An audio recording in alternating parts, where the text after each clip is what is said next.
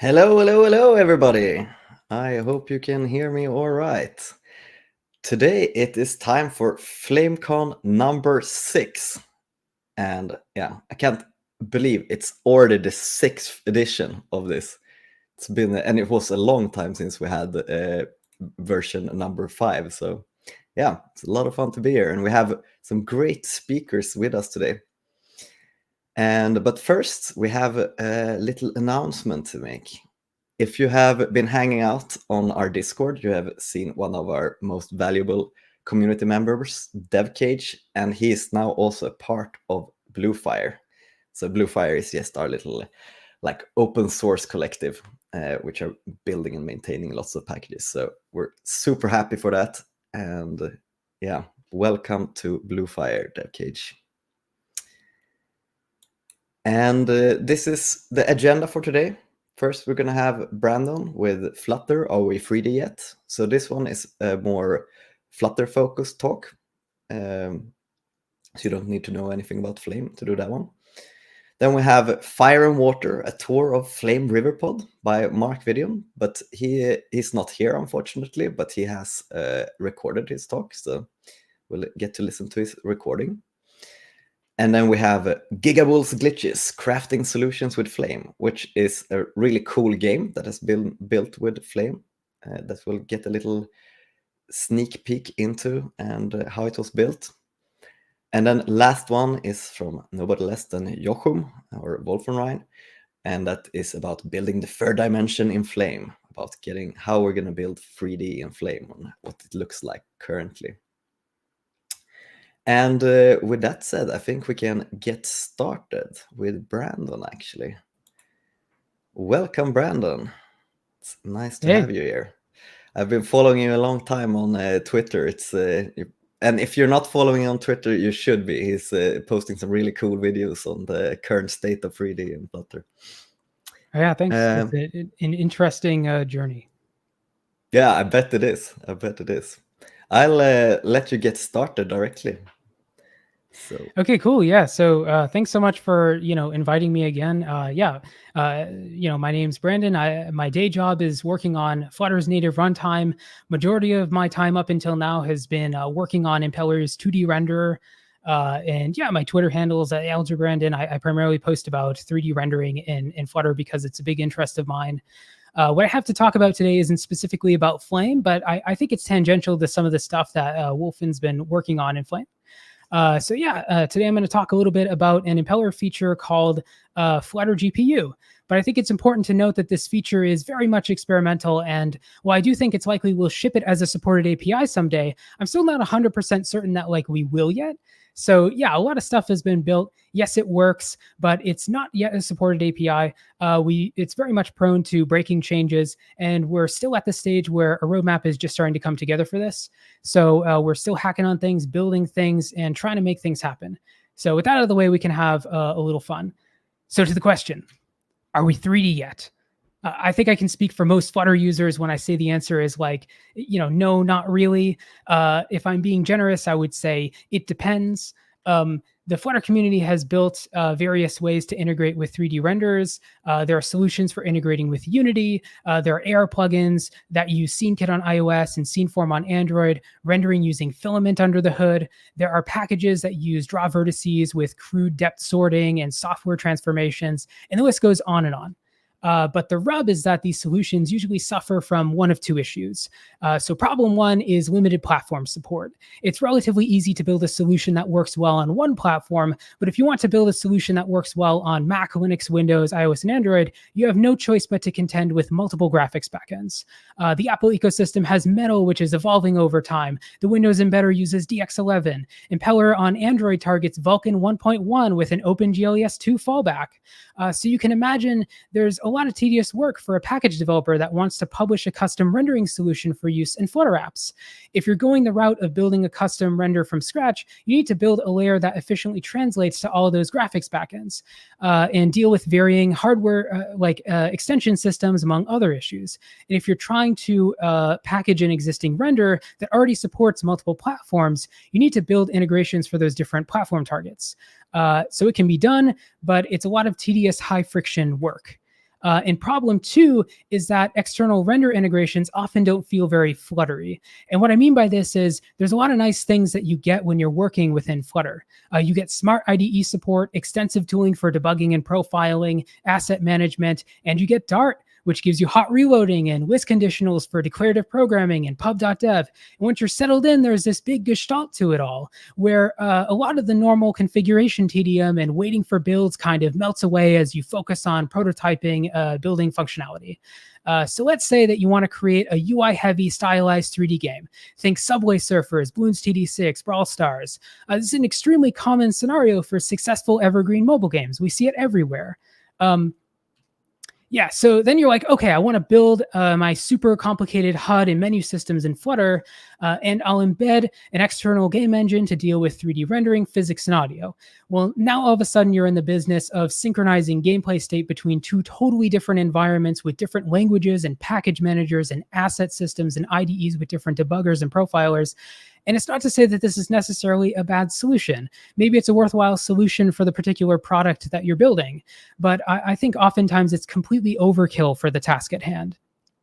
And so to me, what's missing is an option to do it all in Flutter. Can you pub install a 3D rendering package that works consistently across Flutter's platforms?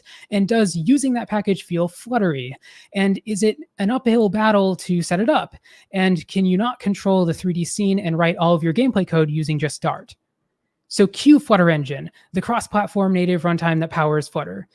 It's what this story is all about, basically. In 2022, we had this really, really big problem, especially on iOS, that you might have heard about called shader compilation jank. And this guy named Chinmay Gurde on the Flutter Engine team had started bringing up a solution for this called Impeller, which is a new 2D renderer built from the ground up to solve this problem and improve on a bunch of other things. And so the engine team hacked on this for a while, adding all the missing meat to Impeller's bones. And fast forward to today, we're building out new backends and doing a ton of optimization work on it. But the 2D render is pretty much feature complete. But the thing that's most relevant about Impeller to this story here is that, again, it's a new renderer built from the ground up. And Flutter targets a lot of different platforms. And like I alluded to earlier, cross-platform renderers inevitably end up having an architecture that includes some kind of hardware abstraction layer.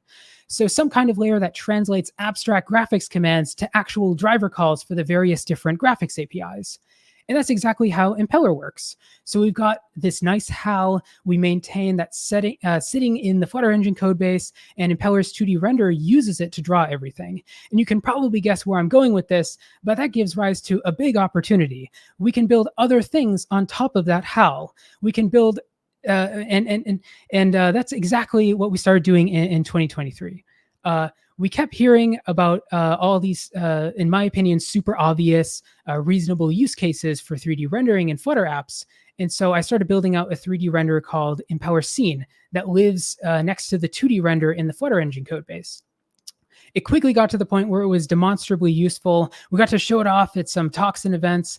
And in total, I probably spent more time hooking it up to Dart UI and making demo assets than actually working on Impeller Scene itself. But it became immediately clear to me that there's a huge amount of interest in this. Like many, many Flutter users want to do 3D rendering. I still get emails and DMs on a regular basis asking me about the demos that we showed off. But yeah, more importantly, it became clear that 3D just makes a lot of sense for Flutter. And there's actually a huge space of possible things we could build and ship that would deliver enormous value for our existing users and attract way more people to Flutter. Great, so we know 3D rendering is valuable and people obviously want it. So what's next? Well, theoretically, we could just ship this de facto 3D renderer in Flutter, right? The API surface is just a 3D scene description fed to a new color source type in Dart UI, and we could hack on it over time and make something really impressive and useful. But the thing is, it's impossible to build a one-size-fits-all renderer that can solve every use case for everyone. Renderers, by necessity, have incredibly opinionated architectures. And so any 3D renderer that we ship as part of Flutter Engine will inherently exclude many use cases, even if we're just talking about 3D games. And so taking this route would be very self-limiting for Flutter's potential. Flutter is a maturing project, but I still think we're in the early days. If we add a big new feature to Impeller's core native runtime, we need to make sure it meaningfully extends what you can build using Flutter without risking rapid decay of utility over like a long time horizon. So if we were to ship a 3D renderer that requires users to, say, recompile libflutter when they need to significantly modify it in order to adopt it to their game's needs, then we risk rapid obsolescence. So if we're not going to bake a 3D render into Flutter's core native runtime, what if we instead took the how, wrapped it up, put a bow on it, and exposed it as a Flutter SDK package? Welcome to Flutter GPU. We wrapped up the how, put a bow on it, and exposed it as a Flutter SDK package. Flutter GPU lets you submit workloads to the GPU directly with Dart, so you can build your own custom renders. It's kind of like Web GPU for Flutter, but it's much, much easier to use. So here's an obligatory code slide. No expectation that you're going to read all of this, but it's how you draw your first triangle in Flutter GPU. Notice that despite it being a low-level graphics API, it's not hundreds of lines of code like you might expect if you're used to working with these kinds of things. The context here is that this is a paint method override in a custom painter. I'm not going to walk through it line by line, but I'll block it out here just to give a basic idea about what's going on. So first we allocate a texture that we're going to draw to, then we bind some imported shaders from the asset bundle, and here we upload and bind the vertex positions for our triangle, and then we schedule the draw call for execution on the GPU, and finally we take that texture we're rendering to and draw it to the custom painter's canvas so that it shows up in our widget tree. And by the way, these shaders in this example, they're just super simple GLSL shaders. The vertex stage is just forwarding the vertex positions we uploaded, and the fragment stage is outputting green for all of the fragments. So if you're working on with other graphics APIs in the past, you might be wondering, where's the missing code here? Why is setting up the pipeline so simple? Where's the vertex layout, right? Well, the way we get away with this is through ahead of time reflection on shaders. We pass imported shaders through Impeller's shader compiler when the asset bundle is being built and do a ton of reflection on them ahead of time. And when we do this, and then we use this data at runtime to form an interleaved attribute layout by default. So there's very little configuration you need to do to get something just like up and running. And this is a core theme of Flutter GPU, sensible default behavior. Reducing friction is the name of the game. Another thing that most modern APIs, another thing that's like common in most modern APIs, raster pipelines are a resource you need to cache. And they typically have a ton of properties that vary between different underlying graphics backends. And this is a classically annoying problem to deal with when you're building up a render for a video game that does all kinds of stencil and blending trickery and a bunch of different pipeline attachment layouts. I mean, this is an annoying problem for Impeller's 2D render as well. We have to form tons of pipeline variations. So by default, we cache these underlying resources for you, and you don't have to worry about matching up pipelines to render pass layouts. We do it for you. And because we're not implementing an existing formal standard here, we're free to reach in and solve problems as they come up. For example, we could easily extend the API later with tools and automation to help warm up resources and mitigate trouble cases should the need arise. Now, all of this is to say, I want Flutter GPU to become like the most frictionless low-level graphics API you'll ever try.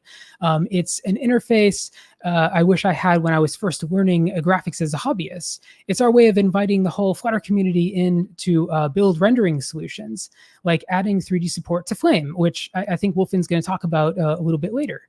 And I think this API is actually going to wind up being a lot of people's gateway into low-level graphics to begin with, which is a good thing because it's a tremendously fun and useful field of subprogramming to learn and dive into. I myself have had the pleasure of turning like my lifelong hobby of graphics into a career. And I think the vast majority of people give up kind of early because of the extreme friction in addition to the learning curve from all of the concepts. And we have an opportunity to push on that here. So yeah, you can check out more info at the GitHub URL above. And again, it's extremely experimental and support in the Flutter tool isn't in place yet. And a lot of things will change beneath your feet. But if you can tolerate the annoying stuff, and it's possible to play around with it today and give us feedback. And yeah, that's all I've got. Thank you very much.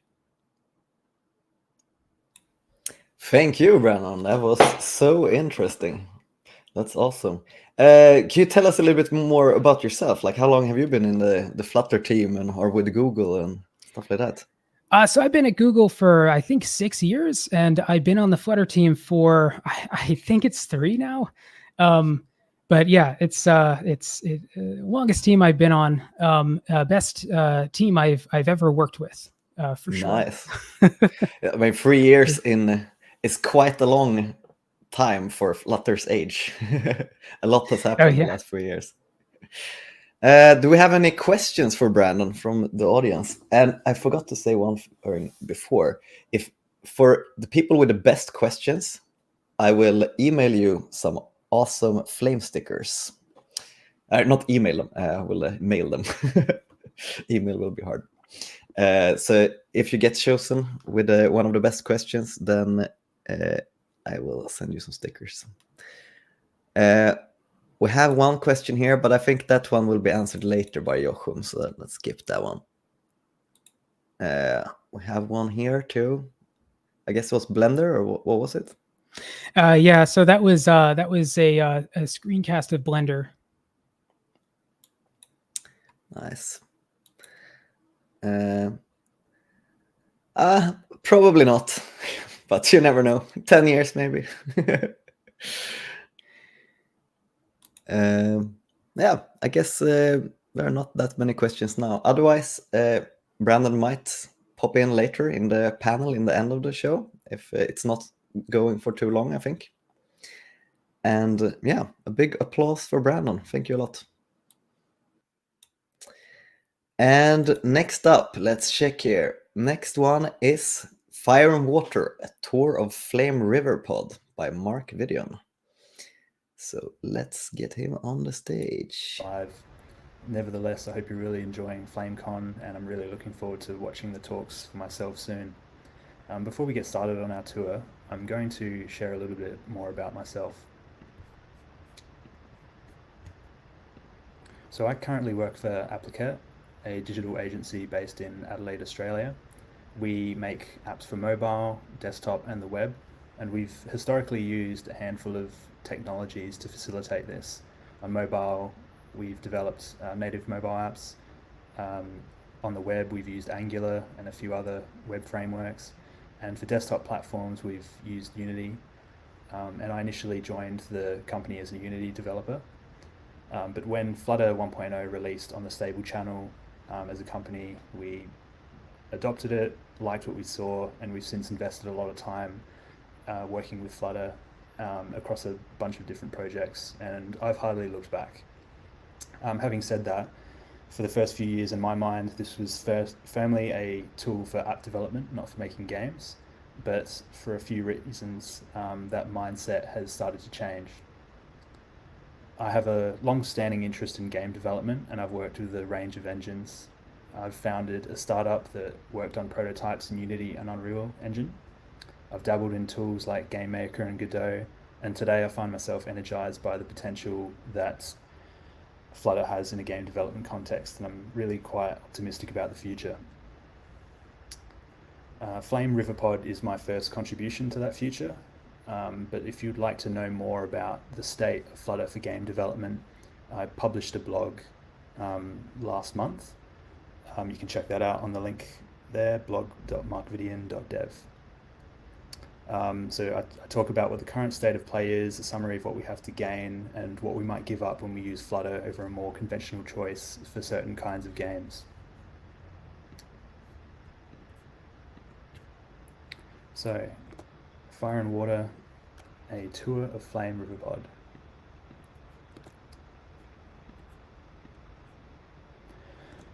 What is Flame Riverpod? Flame Riverpod is a Flutter package that helps you use the Riverpod API from Flame components. Some people watching this right now might be thinking, sounds good, what's Riverpod? If you don't know what Riverpod is, Riverpod is a popular state management package that makes sharing data between independent parts of your app or game less cumbersome. You can use it to share and modify information across several different views, and it can help you manage asynchronous access to data. So if you're fetching data from a REST API or from a file, it can make that process a little bit easier. Some implementation details of Riverpod. It provides an API for consuming information from providers. So providers are the base unit for storing state to begin with. And they look a little bit like that on your screen there. Just a few simple examples: an immutable provider, where it's just some fixed number. It's not especially important what the type is. You can put anything in there. And a mutable version state provider. Just move that out of the way. There are a number of different operations that you can perform when you're working with providers, but the two most common are ref and watch. But I'll talk a little bit about the others in a moment. So when Flutter developers create their own widgets, they typically extend from stateful widget or stateless widget. And in order to interact with the Riverpod API, you must extend consumer stateful widget and consumer widget respectively. And inside these widgets, we're able to interact with Riverpod's API for consuming state. We interact with a widget ref object to invoke read, listen, and watch operations, among others. And often when you're working with Flutter and Riverpod together, you'll observe the values of one or more providers in order to build your widgets. Using ref.read, you can obtain the current value associated with the provider. Using listen, you can obtain actions when the value changes. Using watch is like performing read and listen. With inside listen, you're calling set state. So effectively, you're calling when the value of the provider changes, you're redrawing the whole page, and then when the page is redrawn, you're reading the value as a one-off. Using ref.refresh, you will force a provider to regenerate. A textbook use case for this is pull to refresh to fetch some data from a REST API or something along those lines. These are typically the operations that you'll use when you're using Flutter and Riverpod together. But we're talking about using Flame and Riverpod together. So Flame Riverpod exposes the Riverpod API with component ref. And when we're working with Riverpod in Flutter, we interact with the widget tree, and when working on a Flame game, we're working with different unit abstraction components. So there's a bit of a gap, and I'll talk about some of the other pieces of the puzzle. So we have Riverpod aware game widget, Riverpod game Mixin, which is expected to be on a Flame game, Riverpod component Mixin, which can be on any component.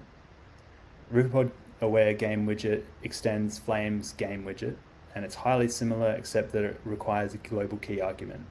The corresponding state object is where much of the magic happens. It assumes the duty of interacting with the Flutter widget tree in a highly similar way to how Riverpod's consumer widget and consumer stateful widget do. Riverpod game Mixin is applied to your Flame game. It has a global list of callbacks that represent a comprehensive list of all the game widget callbacks from all of the components in your game. Riverpod component Mixin is applied to components that you want to interact with the Riverpod API, and it maintains its own list of game widget callbacks. So the components themselves are storing their own callbacks that belong to them. The game Mixin is storing the whole scope of all the components, their callbacks. When you're using Riverpod component Mixin, the callbacks are automatically added to the game's global list when the component is mounted, and removed when the component is removed, as long as a particular order of operations is followed. So when you're working with Riverpod component Mixin, you should use add to game widget build before invoking super.onMount. So there's a particular reason for that, and that's because the step where the component's game widget build callbacks are added to the total list throughout the whole game, that happens inside super.onMount. So it's really, really important, that step. If you don't do that, it won't work as you like. So there's a little code sample there that's just ripped straight out of the example. So there's this method, add to game widget build, and you can put anything you want in there, and that will be injected directly into the game widget's build method. Here I've used listen, and I'm listening to a counting stream provider, but you can put anything you want in there. You can use ref.watch, you can use ref.read if you like. You can also use the ref object and interact with it anywhere else inside your components. If you have your own lifecycle events, if you can use ref.read inside on load, for instance. It's just that the typical usage would be, you expect to perform some initialization inside on mount, and you expect it to be torn down when you remove. So that's just the reason for displaying that in the example, giving it a bit of extra prominence. So Riverpod component Mixin exposes two functions that determine whether a game widget rebuild should be forced on the mounting and removal of the component. The default behavior is to force a rebuild in both cases, but you might have a scenario in which you have a large volume of components, and having them all, or if they're all popping in and out, you may want to consider overriding this behavior. The functions provide component ref as an input in case you want to use the value of a provider to make the decision whether it should be rebuilt or not in response to these lifecycle events. So if you had some provider that was storing the total number of enemies on screen or something like that, that's, the infrastructure is there to support that kind of use case. In a Flutter context, the Riverpod documentation encourages us to use the watch operation under most circumstances. In Flame, the rendering behavior is different, such that you can use listen in its stead in most cases, but you are using, there's a trade-off here. Triggering rebuilds is actually kind of a feature and not a bug. Every time the widget rebuilds, there's a cleanup that happens of all the existing subscriptions that you had. So they're all cancelled, and then the way that Riverpod's kind of designed, they're reinitialized whenever you call ref.watch or ref.listen in your build method. So all the current subscriptions are closed and new ones are created, and that is a feature, not a bug. So just kind of take some care with when you use listen, when you use watch. You do actually want the game widget to rebuild sometimes. You should definitely consider using the auto dispose variant of providers to try and avoid memory leaks. The Riverpod documentation recommends that you do this, and I think it's great advice. If you have any providers that perform work asynchronously, I've mentioned before fetching data from a file or remote server, you should have a look at the async value abstraction included with Riverpod. You can use this to signal whether you're waiting for a value, whether you have a value now, whether there's any errors that have been picked up. It's just really handy to distinguish, those kinds of cases from, I have data, my list is empty, or, the value of this provider is null. You want to, those are different things, and ideally you want control over the capability to handle those cases. Check out the Riverpod documentation. When I first started using Riverpod, I found it a little bit confusing, and it wasn't until I got hands-on that I was able to start working with some confidence. Since that time, it's about 2 years ago, the documentation's been totally overhauled since then, and I think many people will feel that it has improved. So if you maybe looked at it a couple of years ago, that experience that I had sort of sounds familiar, I definitely recommend that you check it out. The example included with the package is really lean, and it should give you an idea of what you need to do to integrate Flame Riverpod into your project quickly. That's it. We've reached the end of the talk. Nice and breezy. Thank you for your attention. Thanks to the Flame Engine team for putting this event together and for their work on the family of packages. It's not just Flame. There's many different packages, and it's growing all the time, which is great to see. And thank you to Remy for his work on Riverpod. This obviously wouldn't be possible without Riverpod or Flame. If you have questions, you could leave them in the Bluefire Discord, and I'll attend to them over the next couple of days, as soon as I can. Or if you like, you can find me on LinkedIn and ask me a question there. I hope you enjoy the remainder of the conference and that Flame Riverpod serves you well. I'd love to see any games people are making and making use of the package. It really warmed my heart. All right. Thank you very much. Enjoy.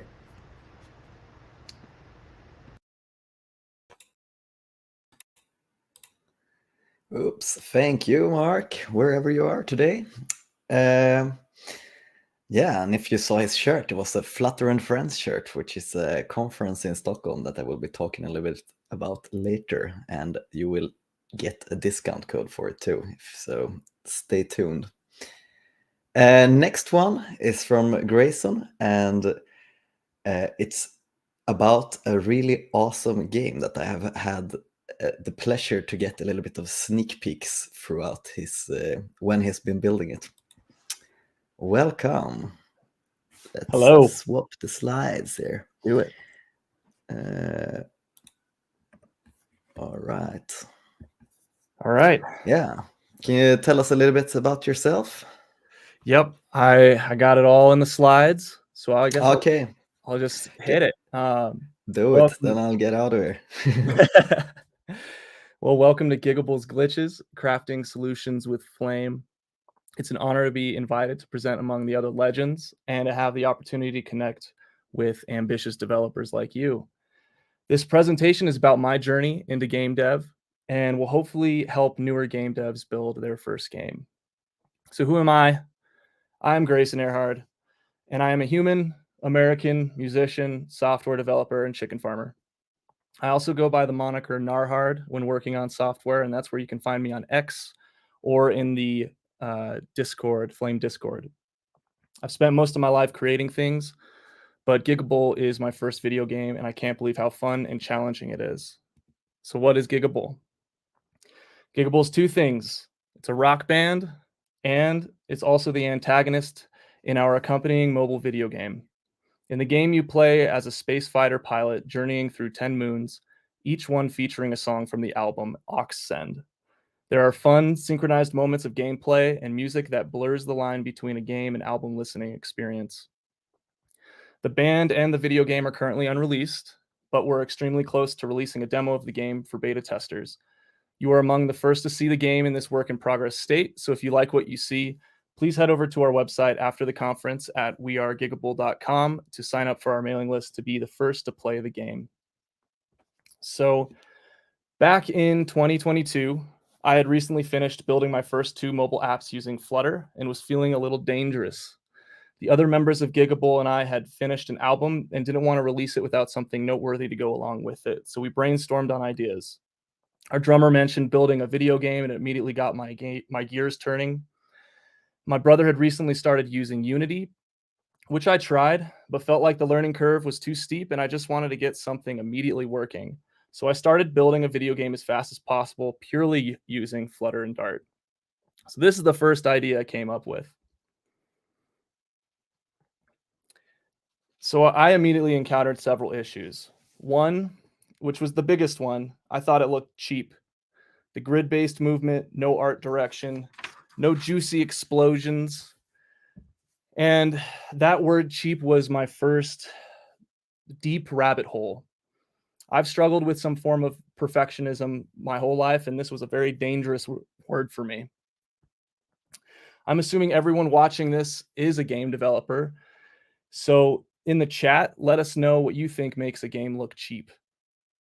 This extremely simple, cheap example took me like 8 hours. And I quickly realized that the timeline scope of game development is absolutely absurd. I also realized that I needed to find a framework. My first goal was to get enemies moving smoothly, but I had little to no experience using Flutter's custom painter or any sort of custom rendering. As you can see, I already had my sights set on a shooter game similar to Space Invaders. I've always loved shmups, bullet hells, and space shooter games, so I began looking for examples online of this kind, specifically in Flutter. So Flame exploded into a supernova all over the search results. It was clearly respected in the Flutter ecosystem, and there were already community members making videos on how to make certain types of games. One community member in particular, DevCage, congrats on your new position, by the way, had a video tutorial on how to make his game Spacescape. I felt like I had struck the jackpot, and his tutorial gave me all the tools I needed to get started. I built level 1 of Gigabull based off of Spacescape and was quickly in over my head. Even though I had 10 years of development experience under my belt, I was so overwhelmed by how much there was and still is to learn. Flame does make it easy to learn the framework, but it was written to accommodate any type of game, just like Flutter is for apps. This approach forces the developer to really need to know what they're doing. Unfortunately, I didn't at first, and I made a ton of mistakes. So what did I do wrong? I was using asynchronous code in my onload methods. While this may work for some games and other specific use cases, I noticed the frame dropping was consistent, and I had to get away from using it completely. I learned that loading images is one of the heaviest computational tasks a game will perform. I was sloppy. I stored enemy data in arrays within Dart files. I was even storing the width and height of the enemy's image in the array. Every time enemy assets changed or the data around the enemy changed, I had to update these arrays. Every example I saw never had a database or server to handle this stuff, so I didn't approach it that way. You have to think 5 steps ahead when building a game because of how complicated everything is.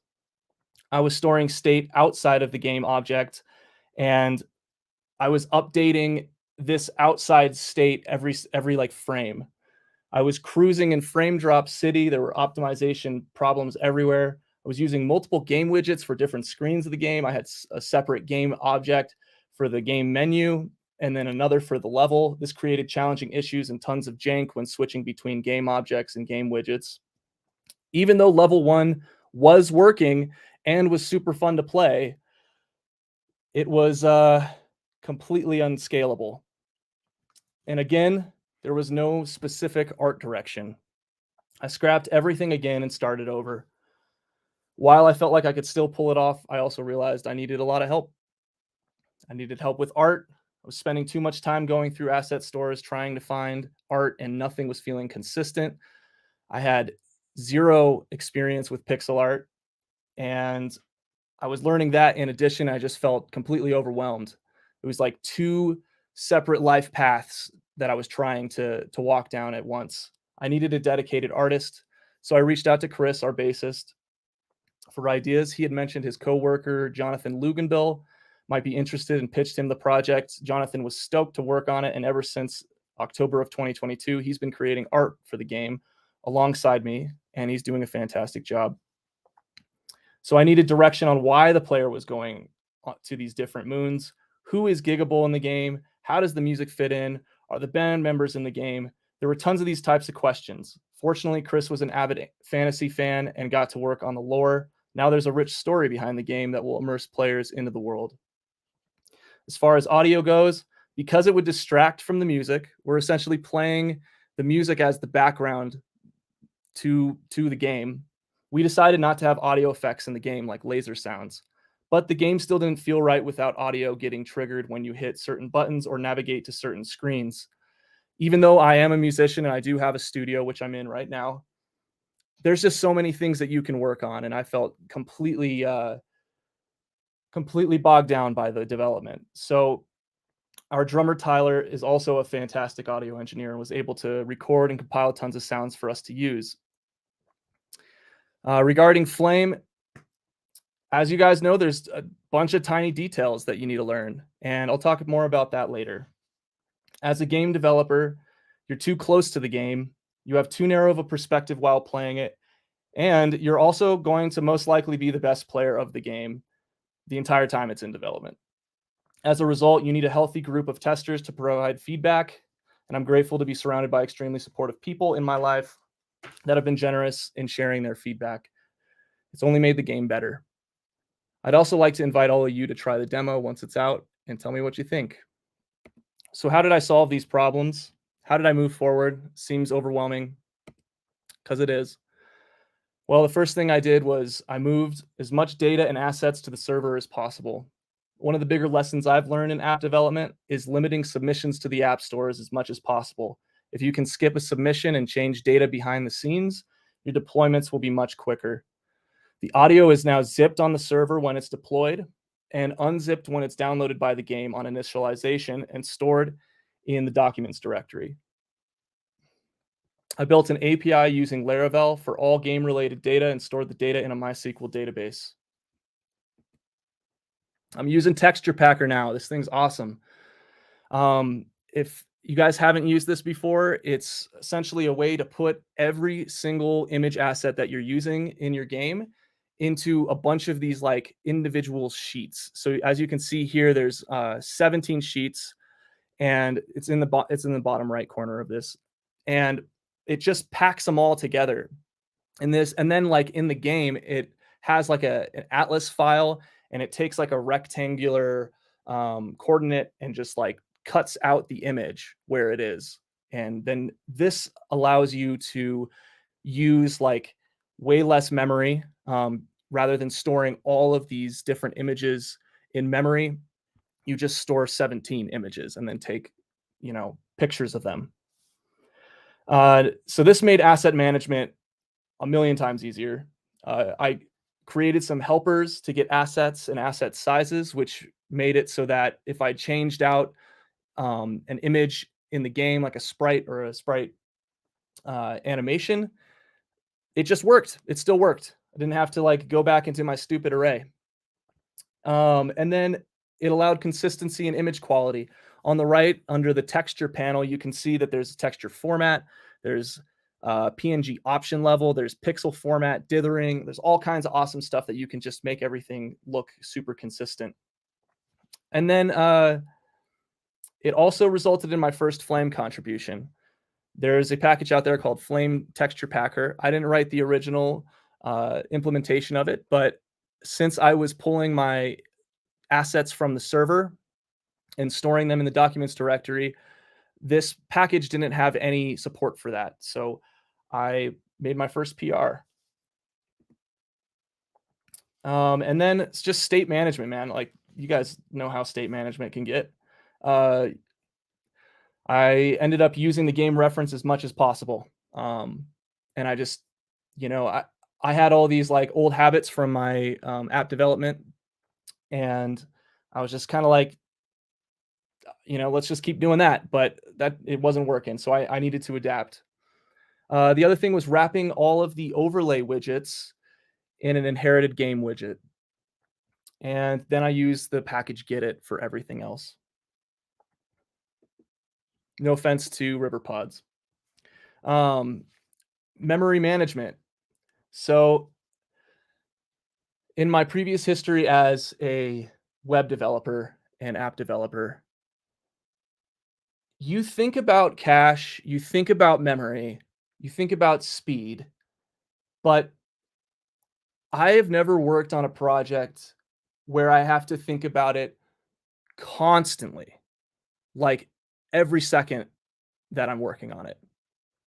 I've gotten myself into so much trouble with memory, and to create a game that's just frame dropping like crazy, it's unusable, and then you have to also make sure you're testing on, less performant devices, and it's just really tricky. So you have to make sure that frame rate is as close to 60 as possible.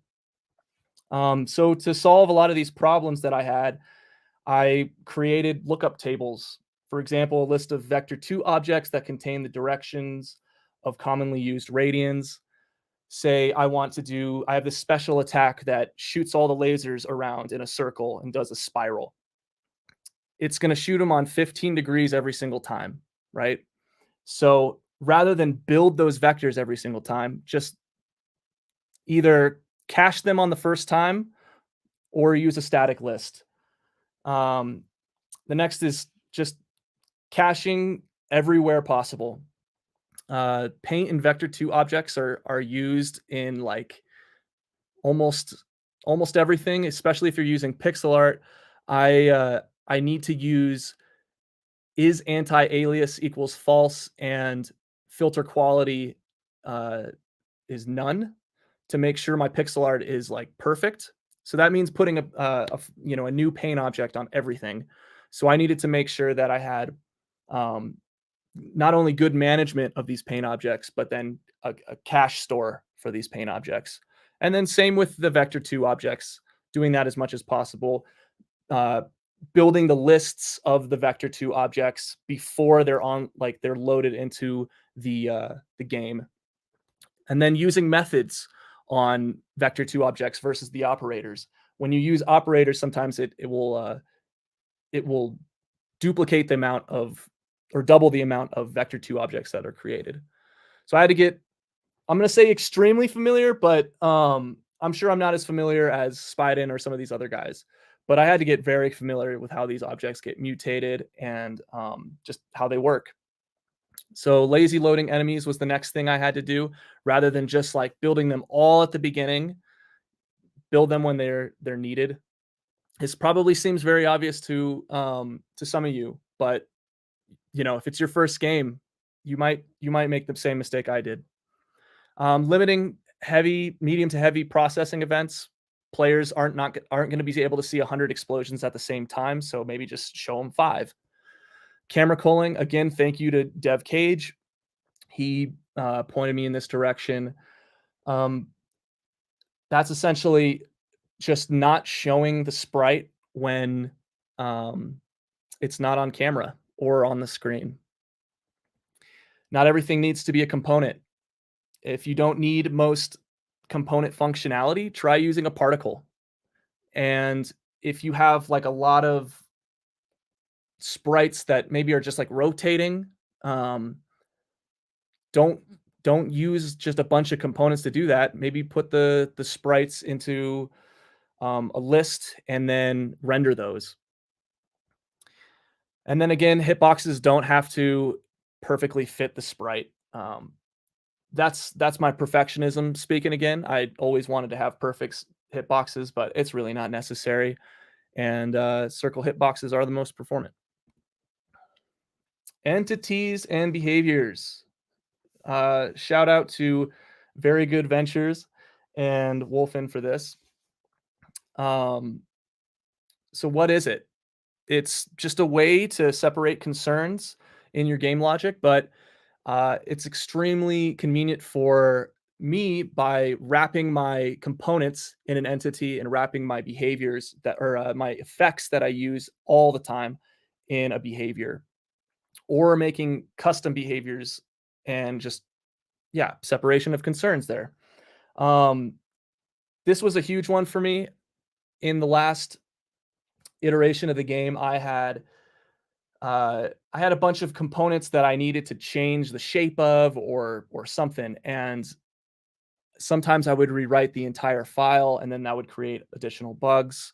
So what this will do is, like, say you have an entity that has a circle component inside of it and you want to change it to a rectangle component, rather than rewrite the whole file as a rectangle component, just rewrite that rectangle component inside of an entity.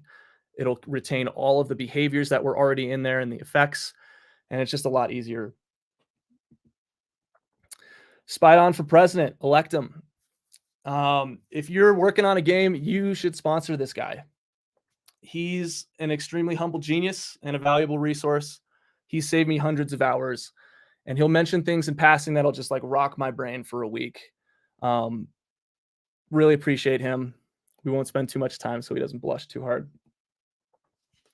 And then artificial intelligence. I mean, I'm sure you guys are sick of hearing about it, but it's getting really good. It's great for concepts and head starts on ideas. The artist and I now have a really great workflow where we will just kind of pass AI generated images back and forth, and then we'll both like iterate on our own things and then come up with an idea that's like actual, legit pixel art, and then clean it up from there. And then I'll put it into the game and then we'll review it and stuff like that. But before, I think it was in, early 2023, I tried pixel art in DALL-E and Midjourney, and it was just like not there. But now it's pretty much there. a lot of the images I'm used in this presentation are actually artificial intelligence generated that I cleaned up myself. And then this last one is less about, you know, the nitty gritty and more about just kind of personal stuff. So iterations are to be expected, not dreaded. In the music industry, there's a saying, first take, best take, 80% of the time. And I like to think the people that said 80% of the time are going, like, have a therapist or something. Because I don't think the first take is a lot of the times the best take. And I've lived under that, I guess, methodology for a long time, and it's not healthy. So I also tell myself that I believe I can overcome any challenge, and I show myself respect when I fail or need to pivot on an idea. Not everything is going to turn out the way you want it to turn out. There are several things in the game that I wanted to work a specific way that I either had to, you know, I still made them work the way that I kind of wanted, but it wasn't exactly, or I just bailed on it completely and gave myself the grace to, you know, move on. This is not a walk in the park, and it's not going to become one. I'm personally constantly monitoring my relationships, physical health, and mental health while developing this game. Balance is key. You can code all day and you know, say I'm gonna work out or go for a run after I'm, you know, I get this feature done. You could forget to eat. You can drive your wife crazy. It's all kinds of things. So for me, it's just keeping the balance. So now for all the cool stuff. I created a couple things that I think you guys would be stoked on. So the first one is the Parallax. I kind of took it a step further. The current implementation of it, I can see works for like a lot of use cases. It's essentially just rendering the image in the background rather than like creating a component for that image. And I needed things to like swoop down, you know, come up and do all kinds of things, but then also at the same time be parallaxing, you know, repeating themselves. So I just made an entity and a behavior for this. And this is like my implementation on the right that you can see how, so it's pretty clean how it's all used. And maybe in the future, I'll submit this as like a package for you guys to use. So then the next thing, this, in my opinion, is like the coolest thing about the game. It's called the MIDI sequencer. So Chris is, he was like the main recording engineer of the album. He took my guitar track from the first song and converted it to a MIDI file. For those of you unfamiliar with MIDI, it's a standard to transmit and store music. Originally designed for digital music synthesizers, now it can be used for tons of things. It stores the note pitch, time, and a bunch of other parameters about the musical phrase. So I converted this MIDI file into JSON and then fed that data into my MIDI sequencer enemy that spits out these little squiggly minion guys like it's on a musical staff. So these enemies are not only timed to the music, but they're in like the position of where the musical staff would be, or that note on the musical staff would be. So here's a quick clip of me playing the guitar along to the game so that you can kind of see what's going on.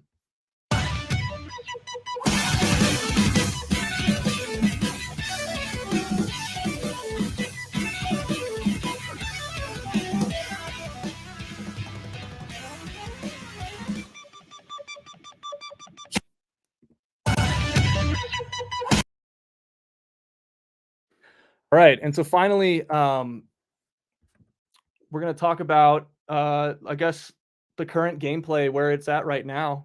And I'm just going to, yeah, I guess just go through this. So this is technically level 3, and you're underwater, swimming with the fishies. So that was like the charged attack. And you're picking up these things called flow orbs. Flow is like the magical juice of the world.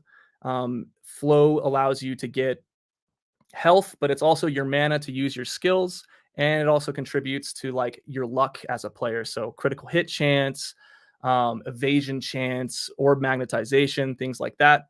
The player has 3 different abilities that eventually they'll be able to change in their loadouts.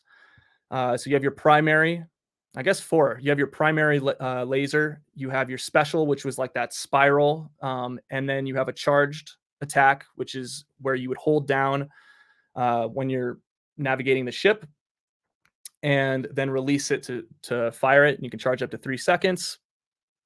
And then for all the 3D guys, this is my best attempt at 3D, faking 3D.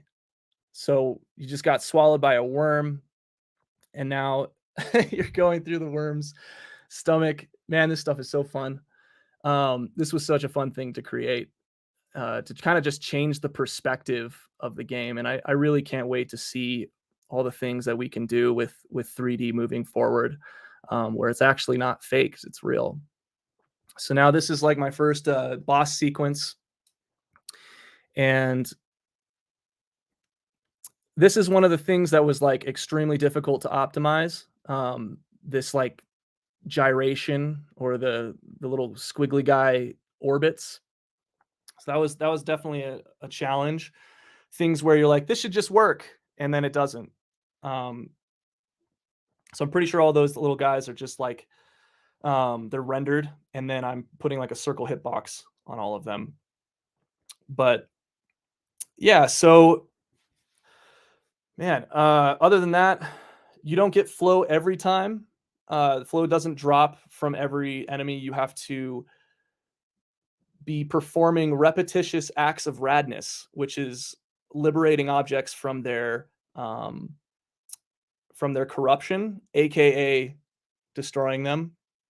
And that will fill this area on the top left here, under this. So these parts like have like this little heart thing. And then your points are based on the things that you destroy, the events that you accomplish. And you're grabbing these thumb drives that the player was able to find inside of a big fish. So this is still work in progress, but I'm very excited about it.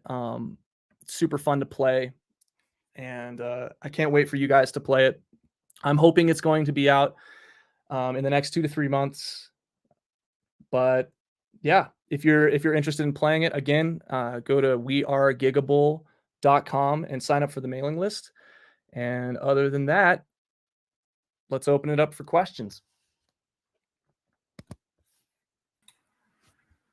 All right, thanks a lot. That was such a good presentation. So, very nice with the different optimization techniques. We should really get a little page about those kind of things on inside of our documentation, I think. Yeah, if you have any questions for Grayson, go ahead. We have some people saying that if it is if it looks like 3D, it is 3D. Yeah. Yeah, you have to have some if it should be. I mean, I guess when we get like some holograms or something, then it's harder to start faking it. Yep. No questions? Doesn't seem like it. Otherwise, you can find Grayson on our Discord too. I think he'll be happy to answer questions there too. Otherwise, thank you, and we're gonna go to the next talk. Ooh, see you later. Okie dokie. So now we are up in for the next talk, which is the last one. And after the last talk, we're gonna have a little panel if you missed the agenda in the beginning. And the last one is from nobody less than Jochum himself. Here he is. Welcome. Just gonna bring in your slides. Oh, sweet. Thank you. And I'll just give you the stage directly. I don't need to introduce you. You can introduce yourself. Yes, of course. Let me first say hi, everyone. Welcome. This talk won't be as professional as all the others because I made these slides roughly 2 hours ago. But they're going to be good slides. But I don't know what's going to happen because I did not prepare at all. So if I'm confused, then you're probably confused, but we'll get through it together. Don't worry, we'll get there at the end. So let's go to the first slide, which probably is a quick introduction, because who am I?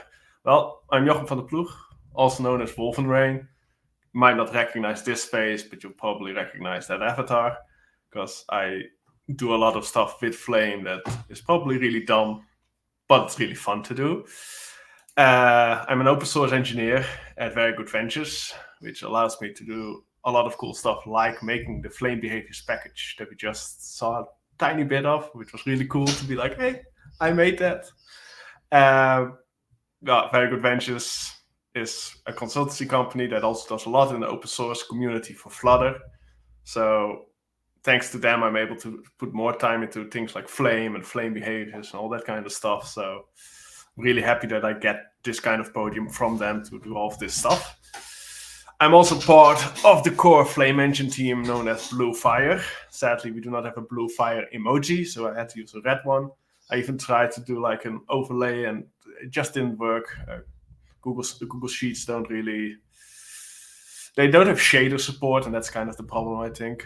But I added this red emoji to indicate like Flame, so that works as well. And lately, I have been suffering through the third dimension because Brandon has created this really awesome package called Flutter GPU. It's highly experimental. We just saw some stuff from it, and I was like, hey, that looks cool. Can I do stuff with it? And I could. But before I get into that, I'm going to answer some frequently asked questions, because the community, especially the Flame community, has had a lot of questions over the years, and a few of them constantly came back. The first one is, will Flame support 3D? The answer is yes, with a little asterisk. Yes, we will support 3D. We don't know when we will support 3D. That was always my answer. Now I can say, yes, we will support 3D, but we don't know how stable it will be. So now we are like a step ahead. Like we can say yes, but with like a different asterisk, which is really cool. And the follow-up question I often got is, will we also provide a higher level 3D rendering library? Like Brandon just mentioned it as well. Like what he's building is a really low level 3D rendering library. Like Metal is one, like OpenGL. They're all like low level 3D rendering, and they're really powerful, just like the Flutter GPU. Really powerful and really, well, not nice to work, but the Flutter GPU is nice to work with. But most users might want to have a higher level way to do things, like 3AS, and like Godot has their own higher level 3D rendering library, which is called Godot, to do stuff with it as well. So you don't have to learn like the insides of like Metal or OpenGL or Flutter GPU. So this question was also often asked, and I never had an answer for it, but I do now. Yes, with an asterisk. Yes, we will provide a high level 3D rendering library that is completely agnostic from Flame, so you can use it in any Flutter app to do some 3D rendering without needing to use Flame or any kind of game-related stuff. The asterisk is basically, again, it's experimental. Like, yeah, we could do this now, like, but how will it look and how long will it take? We don't know. So I have an answer finally, but still with an asterisk. Then the question that often came after that is, okay, you have said yes to the support for 3D. You're not sure about the higher level support, but when do you think this will happen? And I could never answer that question. I was like, that's not up to me, because as long as Flutter doesn't support it natively, Flame can't ever do anything. The Blue Fire team can't build something, so who knows? Well, the answer to this question is yesterday, or a week ago, 2 weeks ago. But again, with an asterisk, because Flutter GPU is not stable yet. It is highly experimental. Brandon mentioned it. It is in a state of flux in that sense. Like, it can go anywhere. It might also just disappear. Who knows? But we can do stuff with it. So when will this happen? Yesterday, because we already built something. Otherwise, I wouldn't do this talk. So yesterday with an asterisk, finally an answer to that question. And then another question that often was asked, mostly in my head, I was the only one ever asking this, probably because self-doubt. Am I the right person for the job? Well, that answer thankfully has never changed, because it's still no. I'm not the right person for the job. I've never done anything with like lower rendering stuff and that kind of stuff. I love to do all of that. But as like what Brandon mentioned, it's kind of like difficult. And if you don't know what to look for, it might be really annoying.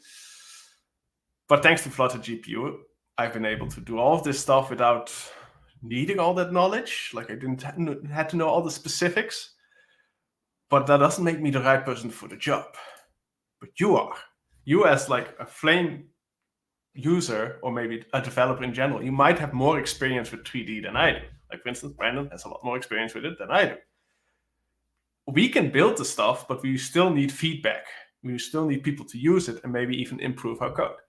A lot of people have done that over the years for the Flame engine itself, but to bring Flame to like the next dimension, the third dimension, we will again need the community to provide feedback or give insights into like why this is not optimized for the GPU and that kind of stuff. So yes, I'm not the right person. I meant to say no, but together we can build something that is super amazing, super powerful, and super cool. So that's the frequently asked questions. Well, the first three ones are frequently asked. This last one is obviously just my own mental state being like, haha, you're not good enough. But together we can get there. So let's go into what Brandon showed us. He showed this, and I'm not sure if anyone else was like, what's going on here? Because that's what I did. I was like, what the hell is going on here? What's all this code? I'm like, this is insane. And I've been writing this kind of code for the last few weeks. And I still was like, yeah, this is a lot. And honestly, to be fair, this is fine. It's a lot better than OpenGL. It's a lot better than like Metal and like Vulkan. Like, trust me. What Brandon has been doing here is super amazing and makes stuff a lot easier, but it's lower level stuff. And that's not really user-friendly for like the common developer that might just want to have, hey, I made this object in Blender, I just want to put it in here. I don't want to know about like how to make a command buffer or like how to pass something to the render pass and like bind stuff. I just want to show my 3D object. So we are introducing Flame 3D, which is a package which is live right now on PubDev. It got released a few hours ago. Super cool. And it's compatible with the Flame ecosystem. It is based on Flutter GPU that Brandon just showed. So it's proper 3D, like it's accessing the GPU. It's doing all the code that you just saw, but it's hiding it away from you to make sure that like you only have to worry about like what your object looks like, what kind of color it has, all that kind of stuff. It's all hidden away.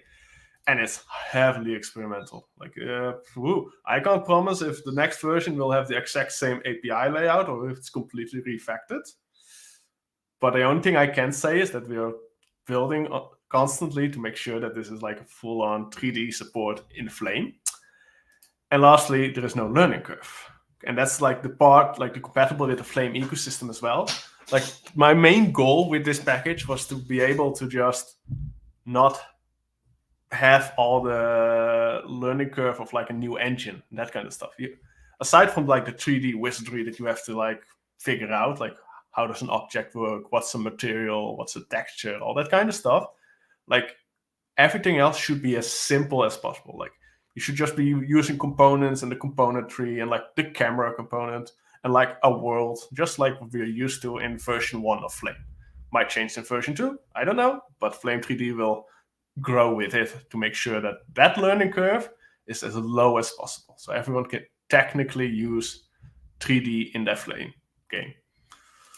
So instead of talking even more, I'm going to do some live coding. I'm pretty sure that this is doing a live coding session and something like this is banned in like 17 countries, but I'm going to do it anyway. I sort of prepared it, but I wanted to show how easy it was to do all of this stuff with the Flame 3D package. So I'm going to go out of the slides I'm going to hide this away before you guys get spoiled. Woohoo. And I'm going to pull in this Visual Studio Code that I already set up, like the demo. And if everything goes wrong here on the side, I have like the code as it should be in case it doesn't go well, which I wouldn't be surprised considering the amount of time I spent in this demo. But we can at least do something about it if it goes wrong. Right now, I'm just going to run the code. I'm just going to build it. I initially already built this before, but apparently it crashed. That's what you get for experimental code, you know. And we can just build it using hot reload and hot restart. Well, mostly hot restart and not hot reload because it's a Flame game. But at least I can show you that it's like working as intended. So right now we are, it's built and we don't see anything, which makes sense because I haven't done anything. So let me just, oh wait, I just noticed it's on the wrong screen. There you go. Now you guys can also see that there is nothing there at all. So that's awesome. That's what I wanted to show. And let's add something. So the first thing I'm going to do is like the most basic thing. I'm just going to add a plane. So a plane is basically a 2D, it's basically a rectangle spaced out in 3D coordinates. So it's like flat and just like you can have it like side up or completely flat. It's like a floor. It's basically, that's the best way I can describe it. Again, I'm no expert. So we can have meshes. So mesh is basically, I don't know what the word means. I'm not native English, so that's on me. But it's basically a representation of an object made out of multiple surfaces. So like if you have a cube, it can have a single surface that straps around its whole geometric shape. And in our case, we want to use a plane mesh, which, as I just mentioned, is like the plane itself. We can specify a size. So that's just a factor 2. Let's say it's 100 by 100. And lastly, we also, don't need that. Lastly, we also want the material. So the material is basically how it's going to look like. If we don't pass this, it doesn't have a material, and it will probably either crash the application because there's nothing to upload to the GPU, or it might just be invisible. I don't know which one it is because I've never tried that. So I think it will crash the application knowing my code. But either way, we can specify a standard material, which gets a texture. And in this case, I have a color texture, which allows us to just say which color we want. So in my case, I want it to be, let's say we want it to be blue. And this width and height we don't really care about because it's a texture that will be used across the full size of the mesh. So it will just warp it basically, but because it's a single color, you don't visually see any of that. So let's see what happens if I run this. And we're restarting it, and we see a blue line across the thing. Doesn't really look 3D. Well, I already wrote a camera to control the world with. So if I now move around, you can see that that line becomes a bit odd, a bit oddly shaped. And, well, it's a bit hard to maybe make out, but like it's technically a plane across multiple sizes. Should have maybe done this with like a proper image, like a texture to showcase it a bit better. But you can sort of see where we're going with this. To make it a bit more consumable, let's add another mesh component.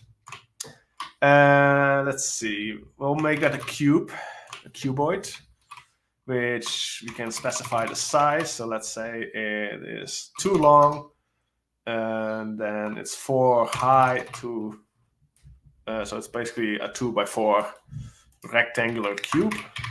That even makes sense, I don't know. And let's give it also a material, and let's say that that is the color. Well, let's just make it red to contrast the blue. And because this is a mesh component, we can also specify its position or its rotation. So I'm just going to set the position to a factor 3 because we're in 3D space. And let's say it should be at 0. And let's say it's too high, like it's from 0, it goes up by 2. And we can also do the rotation. So we have the, I don't know how to pronounce that, but I always say coordination. But I don't think that's correct. We do it based off Euler values. So that's like yaw, pitch, and roll. I won't explain any of that. You should look up what all of that means and how all of that stuff works. In the long run, we will also try to document a bit more about how this stuff works in Flame and how you can use it. But let's say we'll just pitch it by 5 or 15. And let's just see how it looks, Hey, we have a square. Or not a square, a rectangle. And as you can see, it is, well, it's a bit jank, but it works. We can see it. The big problem that we currently have, our standard material doesn't do any kind of light. So everything looks the same color, even though this is a 3D object, visually you can't really see it, unless I would have used a texture, which might have been better for the demo, but hey, I'm not the smartest person out there.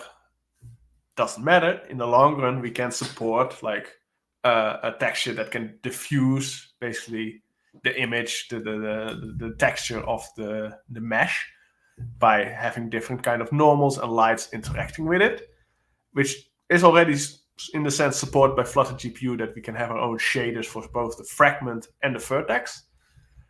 I just haven't implemented any of that into the package because I wanted to iterate over it to make sure that the API makes sense to people before we build out many of the features that we want in it. But as you can see, we have this 3D object. And if I now just add this update, and I'm going to do something that nobody should ever do. I'm going into the children, and I'm just going to grab this. So if children is empty, we just return. And we can move this upwards here. And otherwise, we'll just get the element at index 1. And I know it's a mesh component. And we should get it from the world, not from the children. So this is really nasty. So don't do this at home. But I'm doing this now because it's easy. And now we can access the rotation. And we can set the Euler to something like, let's say we want to change it to 45 now. Just to showcase that it works like any other component. Bam, it just changed. So you can, in your update loop, because it's a component that has access to the update loop, you can change your 3D object, rotate it, move it around, make it a car that drives around and all that kind of stuff without really having to worry about learning something new. So it works exactly the same thing. And last but not least, let's do something a bit more complex and a bit more fun. So I'm just going to remove this. And I'm just going to add, do another world.add. And I'm going to await object parser, parse, because I have this little asset here. It's a boy. It's like, I stole this from from Kenny, who's like this guy that makes a lot of like 2D and 3D game assets. And I just stole this one. So let's say objects, boy, object. And then, oh yeah, it should be a mesh component. My bad. Mesh component. So basically what this does, this object parser, is something that I made a few weeks ago, which basically parses an object file and turns it into a 3D object that we can use in Flame. In the long run, we probably will add these kinds of parsers either to the core package, or we will provide like extension packages for people to use, or the community might make their own. But for now, I just copy-pasted to every project I needed until the API has settled down and we know where we want to go with these kinds of parsers. Because, for instance, this surface tool is something I stole from Godot, which allows me to build up an object in any formal way. Like, it's a really nice API to do this kind of stuff with. So I took that from Godot and was like, yeah, we probably need something for that as well in Flame. The object parser uses that. This code will be available afterwards as well. So I won't go too in-depth into it. So let's go into the demo and let's see the object. And as you can see here, this is like the 3D object. And I'm probably should zoom in a bit more. So let's just change this value. Let's go. That's better. So we have this 3D object that was probably made with Blender or a similar package, exported as an object file with a material. And as you can see, it has 2 different colors on it because our meshes in Flame are surfaces, and each surface can have its own material. So if you split up the object in multiple surfaces, you can add different colors to them. So that's Flame 3D in a nutshell. It's literally, this is all the code you as a user will need to do 3D stuff with it. We supply the package itself called Flame 3D, which is on PopDev, supplies a Flame game 3D and a world 3D that you don't need to specify. But all of this is built in. So it's not something special. Like the Flame game is also nothing more than just a normal Flame game that has just a few stronger typed parameters to make sure that you're only passing a 3D world object and a 3D camera, but everything else is just the same as what you're used to. The world 3D as well, like, yes, it does the rendering stuff differently internally, but it is another world as you should be used to. Same goes for the camera component. It is a camera component. It just does a few things extras, but you can still have your own viewport, your own viewfinder, add HUD components, all the Majam, all the stuff you're used to, it still works. So that's the demo. Let me quickly go back into my slides because I'm not done yet. I'm really sorry. Where's my cursor? There it is. So, whoop, you're not done with me yet. So that was the live coding time. Whoa! Didn't go horribly bad for once. I mean, it helps that I prepared it a tiny bit, but still. Next up, we have a little announcement to make. Because over the last 3-4 weeks, me and Luan, mostly Luan, have been building something called Defend the Donut, which is probably the first 3D game that is made with Flame. We didn't release it to any stores because the whole API is experimental. It only works on macOS. Has a lot of problems. But if you want, you can check out the code here, which also has that object parse and all the other stuff I just mentioned. But to make sure that people get to see it without having a macOS, I can also run it. Let me get the... Oh, I have to stop sharing this first. And then where is... Yeah, here we go. So let me just run this game, which again, it's made by Luan, mostly. Like I did the first few commits to just set the project up, but it is using Flame 3D from PopDev. So it is completely, you could theoretically run this if you follow the steps in the README, but this is the game that Luan made. And well, basically it's Defend the Donut, so let's just start it. You're in space, you're in a ship, you can fly around. This is your donut. And at the bottom you can see it has a life. And you're probably wondering, okay, why does it have a life? Well, if you see that little white dot over there, let's just fly to it while flying through the donut. Woo! Oh, that's the center. That's the wrong one. Where are the other dots? There should be more dots. Oh, I should have tested this before the last commit, but there are no other dots. Oh no. Oh, there is one. We should probably tweak the spawning ratio. But if we go all the way over here, we should also speed up everything else. There is this really tiny ship, a little cute 3D ship. Let's get closer to it. There it is. Oh, it's this really tiny thing. Yeah, there it is. Oh, look at it. Oh, doesn't it look... Oh, but it's going to our donut. And the closer it gets to the donut, it eventually will just try to shoot it and destroy our precious donut, which we don't really want because, I mean, that's our donut. So we can destroy them. And that's basically... Oh, there we go. Oh. I am really bad at aiming. There we go. We protected our donut. Well, that's the game. It's really simple. It was just to showcase how easy it basically is to make a game with it. like most of the code, here you go. These are just all the components that make up the game. And they're all like 3D components in a form or way. And with like the assets are like objects, like here we have the donut. And we have the ships, which again were made by Kenny. And yeah, that's the game in a nutshell, but that's to showcase how easy it is to make a game with Flame in 3D. So let me just set this back up. So here's the QR code in case you didn't get the chance to scan it. It's hopefully something people might like to just mess around with. Again, I do recommend reading the README of Flame 3D itself, the package, because there are some caveats that you have to look out for. Like it only runs on macOS. You have to be on the Flutter master channel, a specific commit to be precise. The README does provide a one-line command for you to run to get you set up. You also have to set up the Flutter GPU, which Brandon has already nicely documented on the wiki of the Flutter engine.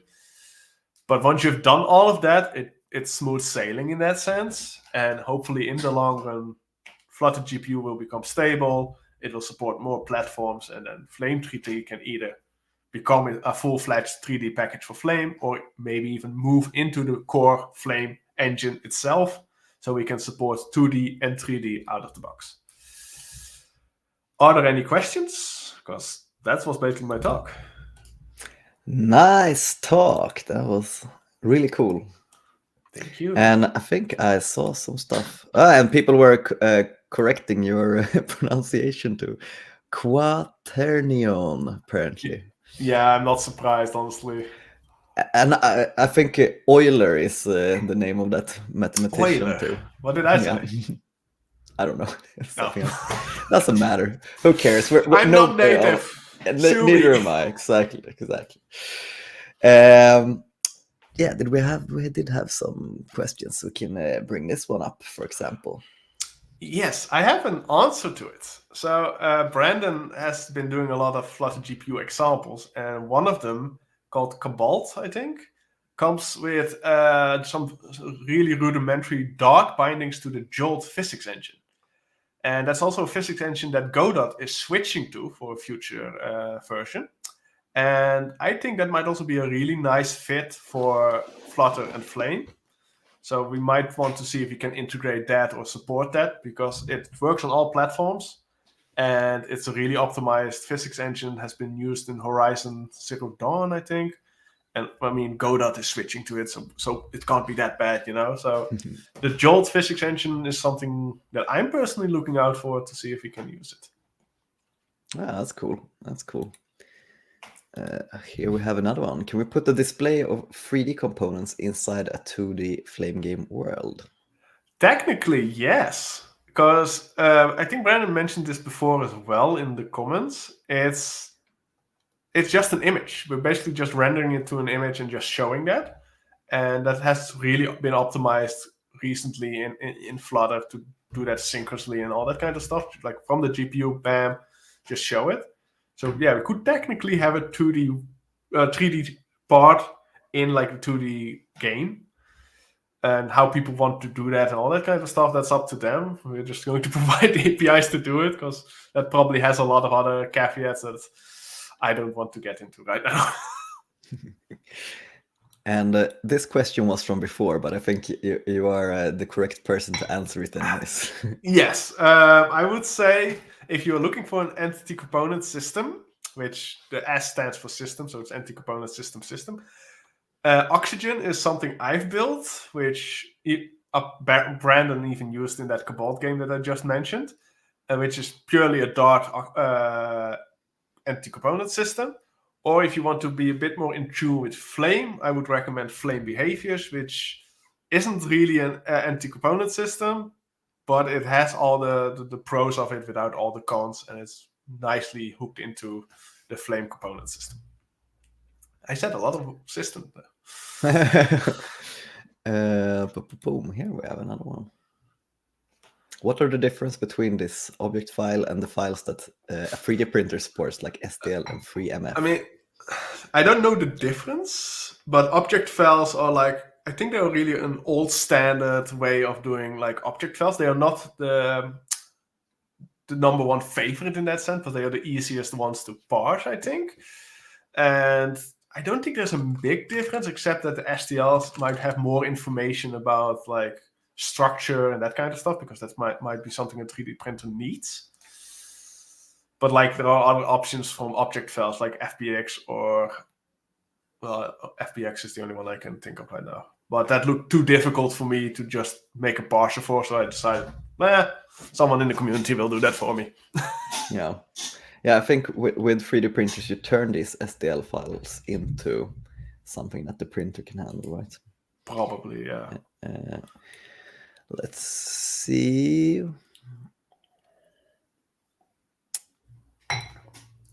Is there some line trace things? Not yet, right? No. Like the Flame 3D package is really rudimentary, and like it's really like the bare minimum to just do this kind of stuff. And yeah, the long-term goal is to be able to do a lot more, obviously, also with like forms of ray casting and ray tracing and all that kind of fancy stuff might be possible in the future. But right now it's cuboids and flat colors.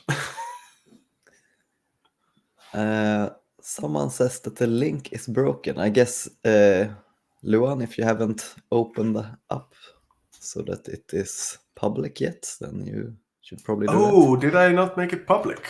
Oh, God. Oh, is it on your? I thought it was. No, it's on Blue Fire, but like. Oh, then we sent the wrong link. Let's find the right one.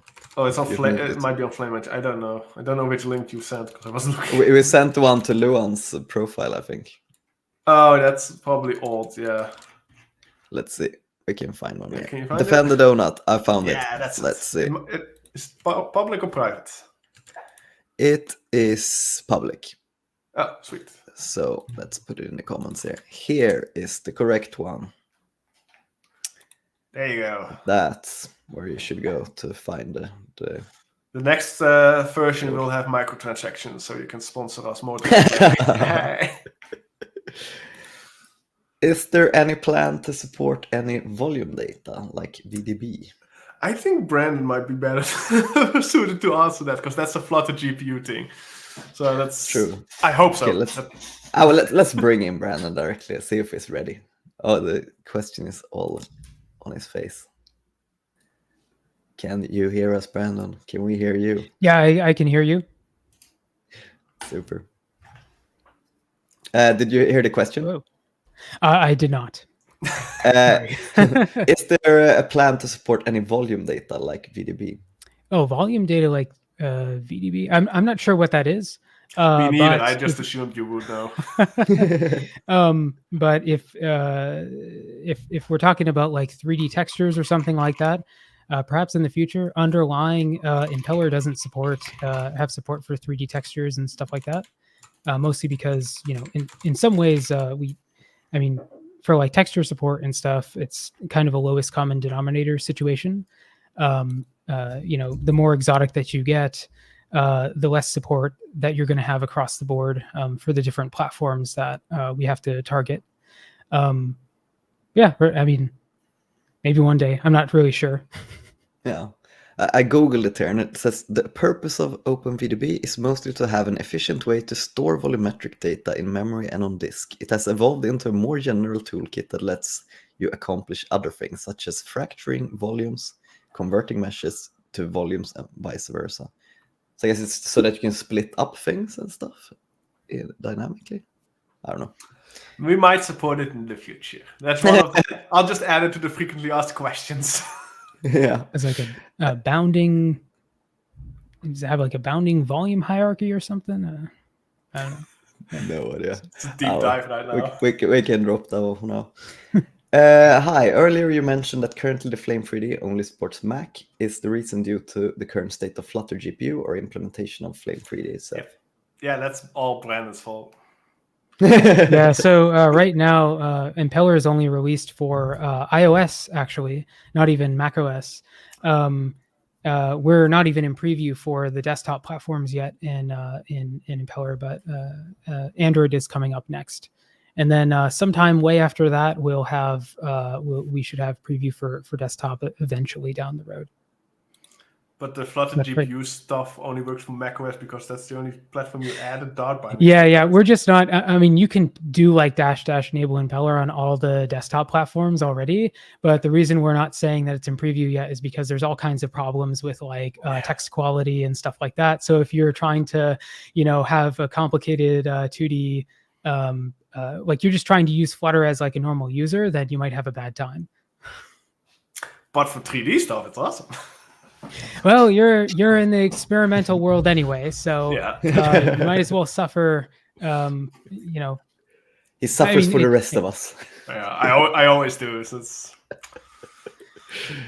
Yeah. All right. Where can experienced Flutter devs contribute to the 3D efforts? On our repository.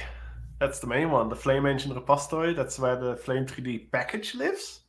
So that's where I want to have people. I'm not sure if on the Flutter side there's like a way for people to contribute either. Yeah, so we're still kind of like throwing together a roadmap, but there is like, a bunch of critical issues that need to be solved, I think, before we actually, decide that this is like a preview thing. So there is like one issue on GitHub that's like Flutter GPU MVP that links to a whole bunch of other issues. So if you want to write some C++ and compile Flutter engine and suffer through that, then that is something that we certainly welcome contributions. So you don't have to suffer yourself. All right, I think that was all of the questions. So I'm gonna kick you two out for 30 seconds, and I'm gonna bring everybody along afterwards. But first, we're going to talk about Flutter and Friends, which is a conference that I'm organizing in Stockholm, which is the most friendly Flutter conference that is there. It is a little bit of a different concept, so it's not just like talks and workshops, but we also have like a lot of social activities. Like you can do bike tours through Stockholm, or like go to the arcade with the Flutter people, or like do some canoeing, or we have lots of things to choose from. So you will get to know a lot of people within the Flutter community on that event. And it's a 3-day conference from Sunday to Tuesday on the 1st of September to the 3rd of September. And we had it last year too, and it was a huge success. It was so much fun. So I can really recommend you to join. And with the promo code that is there, you will get, I think it's like $100 off or something. So that is pretty good. Let me just fetch that link so that you can get it in the comments too. You can also just write FlameCon in the promo code section, and you will also get it. And now it is just time to bring everybody back, and we have both a little bit of a panel that we're starting off with, and then you can ask questions about anything that you want. All right, I think we're gonna swap the layout to this. Anything we want? People are going to ask about state management, you know it, right? Well, I mean, they can ask anything. It's not that we're going to answer everything. But first, we're going to start with some fun panel questions. And this first question I stole from another conference. And I guess we're just going to go around and ask everyone. And the first one is, which is your favorite widget? And we can start with you, Jochum. Oh, okay. My favorite widget is probably the widget app, because then I don't have to use any of the material design guidelines. I can just use only widget stuff. It forces me to just only do that, because otherwise it complains that there's no material like upper parent widget. So the widget app class. That's a good one. I forgot a pretty important thing. I forgot to introduce you all. So the rest of everyone here, that you haven't seen speaking now. It's Eric, Henan, and Luan, and they're also part of the Flame engine team. We're only missing DevCage, actually. I think he The was newest busy today. member. Yes. So Henan, what is your favorite widget? I don't know my favorite. I know the one that I hate most, Okay, that's fine too. which is Scaffold. But the one that I like most, I don't know, Container. I don't know. Any- All right, that's fine. That's a good answer. Eric, what about you? That's a hard one, but I guess I would go with colon/row because you can build almost anything with those two. Nice. What about you, Luan? Well, I'll give you the most boring answer. For me, definitely the best widget is the game widget, because what I love to do the most with Flutter is Flame games. True. What about you, Brandon? So I would say Custom Painter because it's what I use 90% of the time when I'm trying to debug reproductions of impeller bugs, because it's a thin translation between that and impeller 2D rendering commands. That was the one I was gonna say too. What about you, Grayson? You have a hard time after 5 people already picked widgets. Yeah, nobody said it though, and I would say Stream Builder. Ah, nice one. That's a Nice great way one. to handle user input. Yeah, true. All right, on to the next question. No. Uh, Wait. Did we miss somebody? Yeah, you also have to host. I thought I was the panel host. Well, I was No. going to say Custom Painter, but that one was already taken. You could still give a reason. Yeah, it's just, just easily getting access to a Canvas API is really nice, I think. Like, not if you're building an app, you rarely need it, I think, but when you want to play around, then it's a lot of fun. Okay, let's go the other way around then.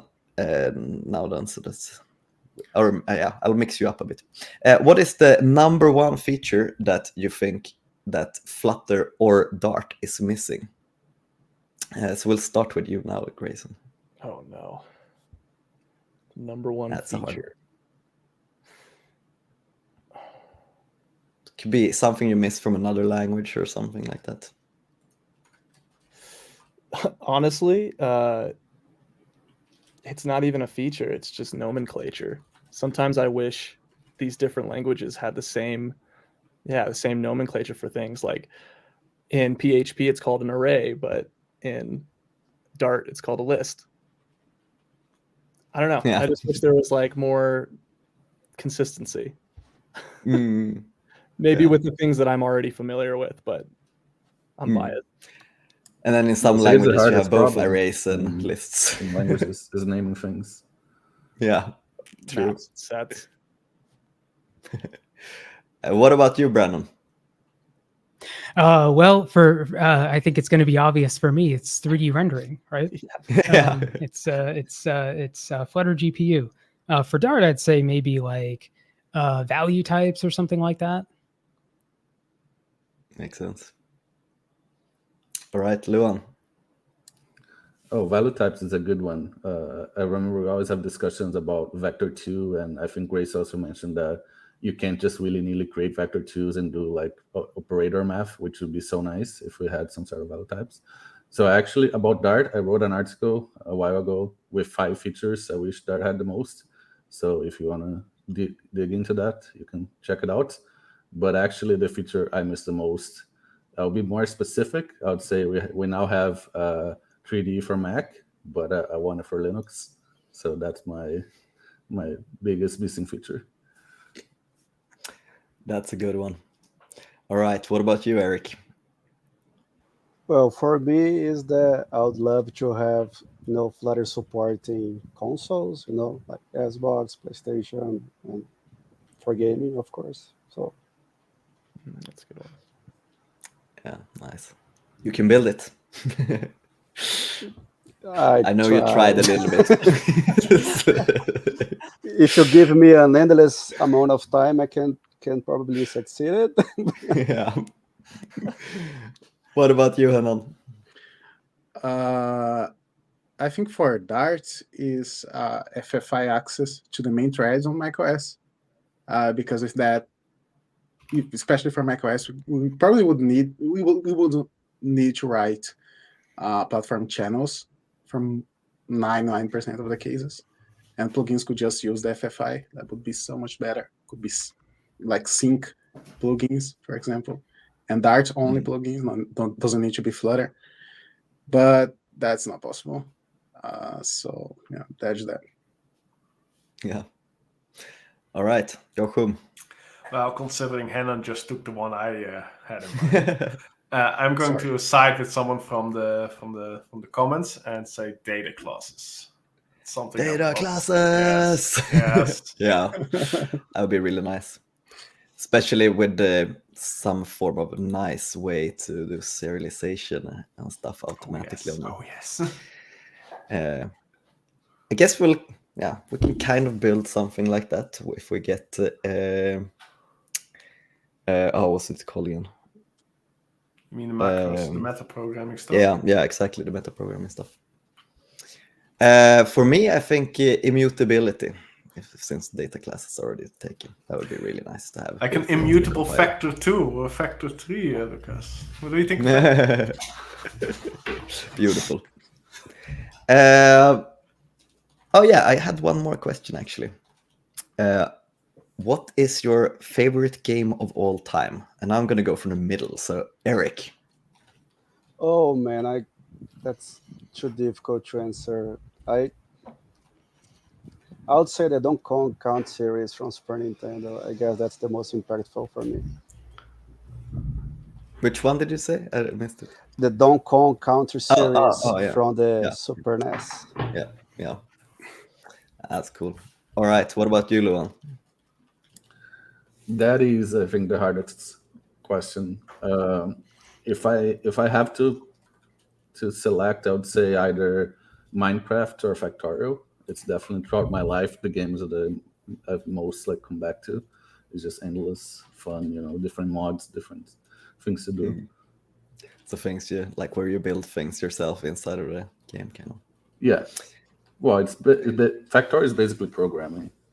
Yeah, but visually, kind of. It sounds like work, Luan. Yeah, maybe. Have you seen how much he's working? No, he's just playing a game. The problem with Factorial that's you trade your life for playing it. So that's the reason why I would not choose it. All right. What about you, Hanan? Yeah, when you ask the question, I just went to Steam to see how many hours I had on games and just pick the top most. So my answer would be Euro Truck Simulator. And that's it. I just like to I just like to sit around and drive around Europe, a whole day listening to a podcast, and that's it. Love it. All right, Brandon, you're next. Yeah, so I would say Geometry Wars Retro Evolved. It's a twin stick shooter which came out on Xbox 360 Live Arcade, and I've been playing it for over a decade. I actually don't know what year it came out, but I still play it on the Steam version on a regular basis. That's impressive that they can build a game that is keeping up for that long. Yeah, I think it's widely considered to be a rage game. It used to make me a very angry boy, but I've grown patient with it. Maybe it built you a better person in the long run. I think it actually did. All right, what about you, Jochum? I mean, it's going to sound really, really typical, but it's Tom Toad, which is a game made with Flame, and it's a really good game. And I still haven't been able to finish it. It's been out for 2 years, and I still struggle with it every day because this is one level I can't get past. So I still play that every day because I really want to finish it, but I just haven't been able to. That game is so hard. It's so hard. Yeah, it's a really good game. Nice. I love that it's offline too. I play it on planes all the time. It's amazing. Yeah, that was one of the games where I was like, "This Flame's a real thing. Pinocchio's a real boy. This game can be good. Then other people can make good games." He built it so early on in the Flames. Yeah, It's development built too, with so- version 0. yeah, before Somewhere in the 18, 60s, yeah. I think. Yeah. It's yeah. really Still, an I old guess. version of Flame. Yeah. Yeah, there's a talk Camille one gave at Flutter Europe in 2020, and that was like the only game that we had at the time that was like out there released Yeah, using that Flame. was polished. Yeah. Well, Yeah. polished, I don't know. All right, you're up, Grayson. What about you? I can't say my own game, but 'cause I've played that a lot and it's really fun. But no, the game that comes to mind immediately is actually a source of a little bit of contention. It definitely got me addicted a bit, and that's For Honor. I played that game probably like 700 hours, and I didn't I don't even own a PlayStation 4. So I've been playing that on other people's PlayStation 4s. I don't own a single console. And I lived with my brother for a while, and I played the crap out of that game. So it's a really good thing that it's not in my house anymore. Nice. Then you wouldn't finish your own game. Yeah, exactly. Oh, man. Yeah, I'm last, and I guess I don't really play games, but I played one lately called Disco Elysium, and that is that's so amazing. That's the game you're Love going it. to play for the next 10 years, right? Yeah, exactly. Then after in 10 years, then I'll try another game. I'll try Grayson's game when that comes out too. I'm gonna finish. Yeah, that will be done in 10 years. Yeah. No, it's so It's already close. taken a year and a half, so We have someone that's like Sims. Why are It's you a not good saying game, Sims? though. I've Yeah. played that a lot. What do Often we have you can more? just get into it and be done Chrono with it. Trigger.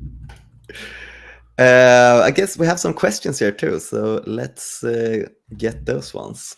Does AI like GitHub Copilot help you a lot when programming? Anyone can answer. I don't use it. I wouldn't say a lot, but it helps sometimes. It always sometimes make it worse because it suggests me wrong things. So I won't say a lot, but it can help. Depending Yeah. on what you are writing. You know, if you are writing boilerplate code, for example, there it helps a lot, but more complex code is just so. Exactly. I've been using Copilot to like turning on and off. Sometimes when I see that I'm writing something that's gonna be boilerplate, I turn on and then I turn off because Yeah. most of the time it's annoys me a lot. And it like hallucinates code that like things that don't exist. Yeah, my hallucinations are good enough for my code. What about when you go like lower level, Brandon? Do you get any help from it there? I would expect that it's worse when you go down a bit. So I mean, in my day job, I don't use GitHub Copilot at all, but I have tried to fool around with it a little bit. And I mean, the places where I find it's most impressive is when you're kind of doing this like really repetitive code task where you're starting to write it out. You know, there's these things that you'll come across all the time, especially in like say graphics or whatever, where it's like you just want to fill something out and you know that it's like, okay, I'm just going to do like a text editing slog for like 10 minutes to write this thing. And sometimes Copilot will just be like, well, here you go, here's the entire thing and it's correct. And that's generally been good when I've tried it out. But for actually writing kind of meaningful, interesting code, I've found that oftentimes for me, at least right now, it slows me down, and so I typically just have it turned off when I'm in my own time. Yeah, makes sense. But maybe someday it'll be worthwhile for me to just have it out all the time. Yeah. I like to use it to kind of like extend, I guess, existing knowledge, but also there's a lot of math that you have to get into and like a lot of trigonometry stuff that I don't even know where to begin. I don't know what to Google even. And I'll just like, for example, I used it to get a spiral path in Flame, and it actually nailed it. And it gave me like extremely helpful parameters for the function too. So I don't use it all the time. It definitely can be like distracting. But like Brandon said, the tedium, and then to kind of just get like a specific example of something that's going to take a lot more context than you currently have, and just kind of get going. Find it helpful for that. Yeah. I use the GitHub Copilot chat quite a lot too, because then it becomes like a rubber duck kind of, but it has your context in like it knows what files you have open and so on. So it can be quite nice, even though it's making up things sometimes. You can realize yourself what mistakes you're making when you're just talking to it. Yeah. All right, let's see here. We have another question here. What do you think, in what perspectives, Flutter GPU will affect app development? Yeah, so I think we need to provide like a super easy way to use 3D renders, like in general. Common use cases are like model viewers, or like 3D emoji animations, AR stuff, face filters, and other stuff that you see like on a regular basis and in like social media apps and stuff. But the opportunity for Flutter GPU isn't just limited to like 3D use case. Like, when we optimize for the 2D render in Flutter, we need to make like lots of trade-offs. And there might be situations where the trade-offs don't make sense for a particular thing that you're trying to render. And so if you have something like Flutter GPU available, you can just control the how yourself. You have the opportunity to not get stuck. If your app is doing something like very unique and interesting, you can write your own renderer to do a 2D thing faster than we're currently doing, right? And someone can share that as a package. So I think that's really just the real opportunity. It's like elevating the platform so you can just do things that weren't easily possible to do before. Like if you wanted to do this before, you would have to write a plugin that has native integrations that are very complicated, difficult to set up, and uses like a platform view or something like that. And yeah, so I think it's just the cost reduction of being able to have like custom rendering solutions in general. Like that's the big value add, if I was to be as generic as possible. Yeah, that makes sense. Yeah. Does anyone else have anything to add? Otherwise, I'll jump to the next question. Nope. All right, here's a question specifically for Grayson. What was an optimization that you thought was small and simple but made a big difference in performance with Gigabull? I kind of mentioned them a little bit. I guess the smallest one would be like just cache stores for paint objects, and then static lists for like lookup tables. Those were definitely like huge. But you got to be careful with them too, because you got to make sure that they don't get modified, because then you won't know where the bug's coming from for a little bit. Yeah. If only we had immutability.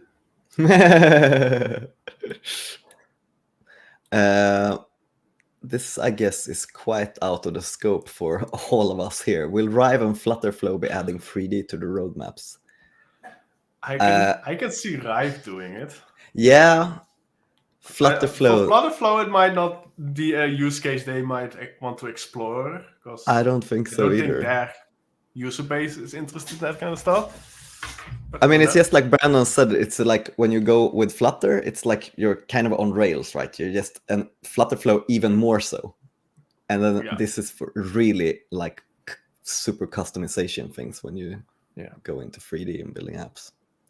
But Rive, they're doing all kinds of crazy things with their renderers, so I'm sure they could do some 3D in there. I wouldn't be surprised if they did it. Yeah. I guess this is a question that you have probably gotten emails and pings and all kinds of things about, Brandon. Can we use Flutter Scene? 0.0.1 dev 1 for 3D game. Technically you can. It doesn't actually have so Flutter Scene is a package that was it's basically like the demo render that I showed off in the presentation earlier with the head dash running around and whatever. That's kind of going through like a revamp right now, and nothing's really announced, but basically it's just like it's like defining a scene like in the style of like Flutter widgets. So you have a declarative tree of a scene where it like basically looks like you're constructing the scene out of Flutter widgets, but they're not Flutter widgets, they're nodes. I wouldn't use it in production. It's fun to experiment with, but as it exists right now, you have to do a custom build of Flutter Engine. And so it's very hard to use.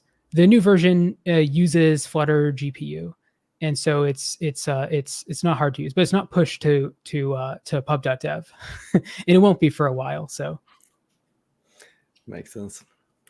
Maybe try out 0.0.2 or whatever when it comes out. It would be nice to be able to like subscribe on PubDev to like when packages are updated, just get an email or something. That's a good feature to have. Yeah. That'd be nice. Maybe RSS feeds. Will there be VR support for Flame on Quest 3 and Vision Pro? What do you think, Kenan?